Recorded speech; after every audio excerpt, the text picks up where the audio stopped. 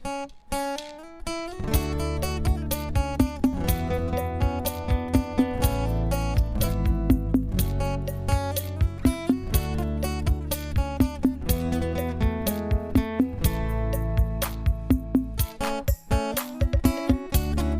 ini kita berada di Kampung Oh Jabi, Terengganu. Kita dalam program Food Aid Terengganu. Pada hari ini kita akan menyantuni teramai 20 keluarga asnaf di kawasan sini dan kita nak berikan barang-barang asas keperluan Syawal yang bakal menjema tidak lama lagi. Terima kasih kepada penderma-penderma daripada NGO Jiwa, Ihsan dan Raja Umi Azura dan penderma-penderma lain.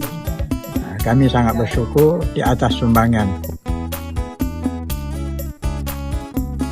Alhamdulillah, sempena Syawal ini kita telah datang ke Terengganu untuk agihan barangan asas bertemakan Syawal, bertemakan Hari Raya. Maknanya apa? Ada kuih raya, ada rempah ratus masakan, ada rendang lah, ada ayam segar, sayur-sayurnya pelbagai lah ada. Sambahan pula ada aiskrim juga untuk berbuka puasa. Dan hari ini kita menyantuni 20 orang asnaf di Kampung Oh di Terengganu ini dan dapat kita lihat semuanya meriah, berjalan dengan lancar. Kami mengambil kesempatan untuk mengucapkan terima kasih kepada rakan penyelaras kami iaitu NGO Ihsan Malaysia dan juga penderma-penderma kita iaitu Umi Raja Azura dan juga rakan-rakan pendermanya.